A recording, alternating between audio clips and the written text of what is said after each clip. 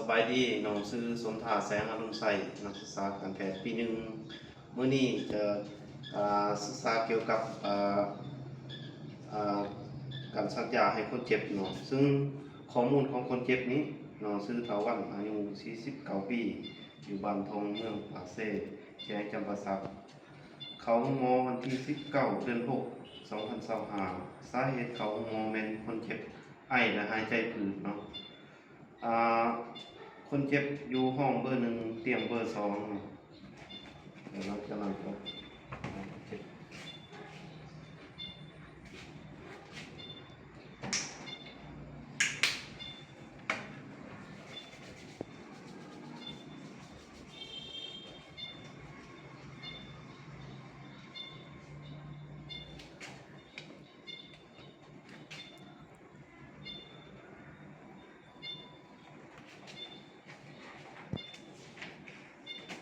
ต่อไปนะครับ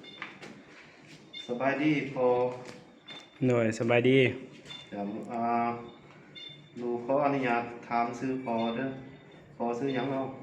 ชื่อวันอายุจักปีเนาะ49ปีโดยบ้านอยู่ไสเนาะบ้านทงเมืองปากเซแขวงจำปาสักเจ้าสำหรับลูกนี่ซื้อสมท่าแสงอรุณใสนักศึกษาการแพทย์ปีหนึ่งมื้อนี้สิขออนุญาตซักยาให้พอเด้อเพราะว่าเนื่องจากพอไอและหายใจผืดมาได้2 วันแล้วเนาะเอ่อ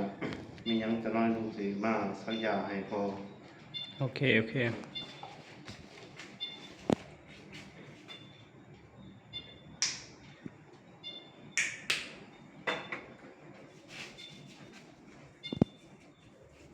ถือว่าเฮามาเบิ่งมาแบบมียาเนาะยกตัวอย่างยานี้เราจะเบิ่งยานี่อย่างยาอัมปีซิลินเนาะ1 กรัมเนาะตัวS5 มันหมดอายุนี่เดือน6 2026ถือว่ายังไหลอยู่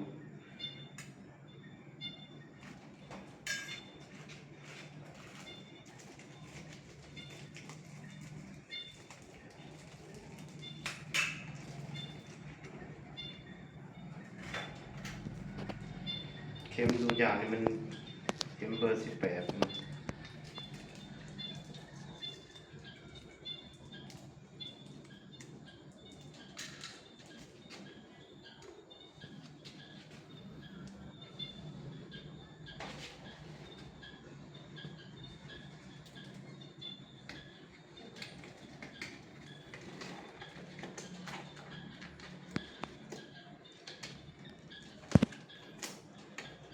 ธรรมดา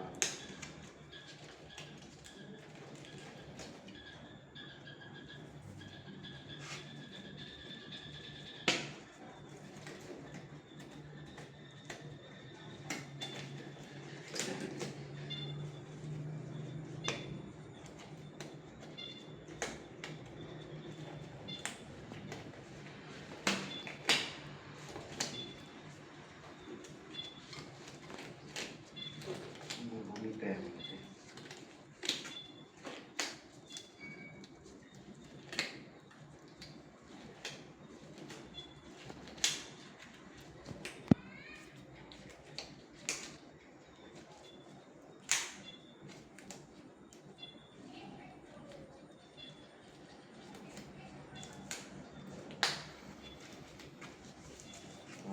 รอดแล้ว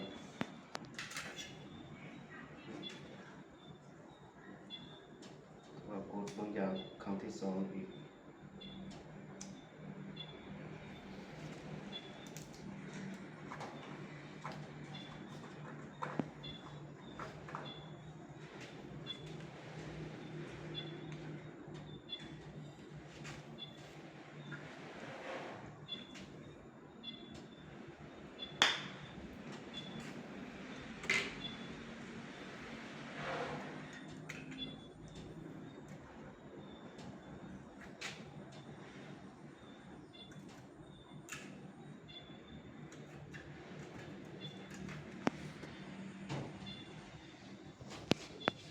เบิ่งตาม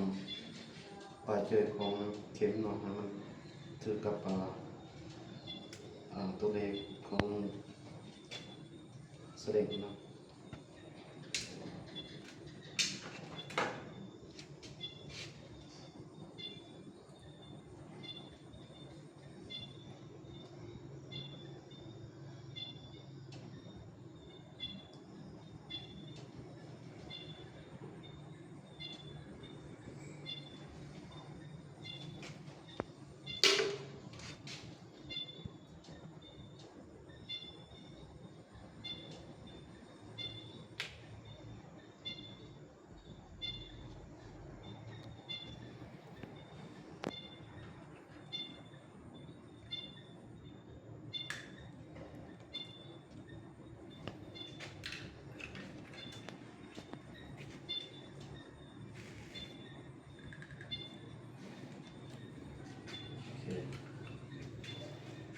จะนำอุปกรณ์เข้าไปหาคนเจ็บเนาะ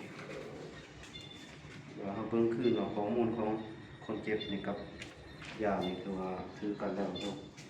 คือว่าขออนุญาตเด้อคือว่ามันจัดสภาพแวดล้อมเนาะ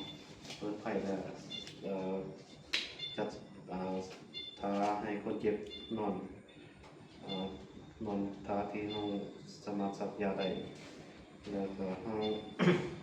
ก่อนจะซักเราต้องได้คือยาตามเสื้อนี่เราต้องได้ทดลองก่อนเนาะแทสก่อนเนาะเวลาแทสนี้เนาะเราจะซักในหนังอยู่ในจุดนี้เนาะอยู่ทางในหนังซักเพียงลูกไปอันนั้นปลายเจยของเข็มนี้เราพอประมาณแล้วเราจะบีบยาใส่เห็นว่ามันผู้ซ้ำเม็ดเข้าแล้วเราถอดออกแล้วเราขีดเป็นวงมนขีดวงมนเลยเขียนซื้อยาแล้วก็เราจะได้ติดตามมันประมาณ15 นาทีเนาะถ้าว่าคนเจ็บบ่มีอาการแพ้เราสามารถซักให้คนเจ็บได้ถ้าอาการแพ้อาจจะมีภูมิแพ้มีเป็นตุ่มแดงตามพื้นผิวหนังในอ้อมข้างที่ว่าเราขีดวงมนของคนเจ็บเนาะถือว่ามาฮอดจุดนี้แสดงว่าคนเจ็บนี่เราสามารถซักได้เนาะจะบ่มีปัญหาเกี่ยวกับหยังก็อนุญาตขอเด้อสิซักยาให้นอนก่อน โอเค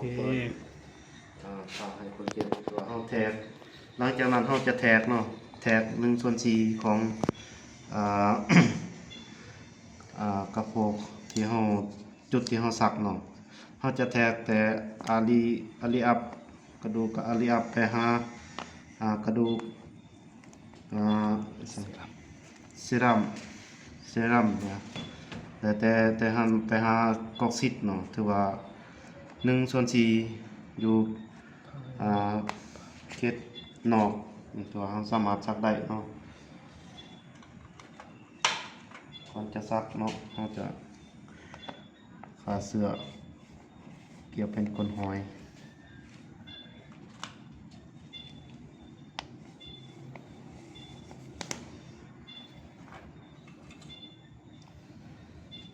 ตัวกดขึ้นยาเนาะ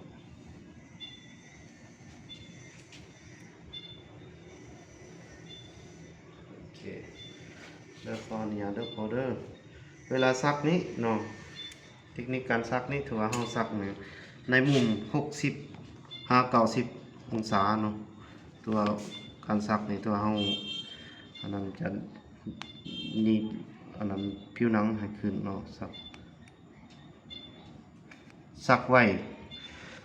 แล้วปล่อยยาสาแล้วทอดไว้เนาะในการซักมันเราดูดเบิ่งว่ามันมีเลือดออกบ่ถ้าว่าเลือดออกแม่นเราทอดไว้ถ้าเลือดบ่ออกแม่นเราสามารถปล่อยยา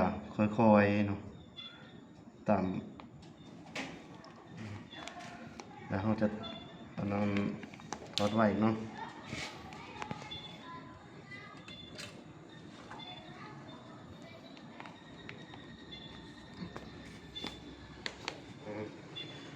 และหลังจากนั้นเราจะ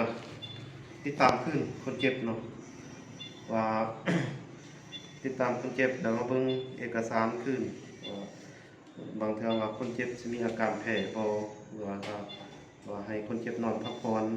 ในท่าที่สบายเนาะบ่ให้เร่งตี บนเขาเฮ็ดเจ็บจังซี่เอาบนเขาเฮ็ดสักเพื่อปวดเนาะแล้วก็สุดท้ายที่ว่าเฮาจะบันทึกขึ้นโดยบทรายงานของบทรายงานของคนเจ็บเนาะถือว่าแล้วเด้อพอเด้อมีหยังก็ให้นอนพักผ่อนสบาย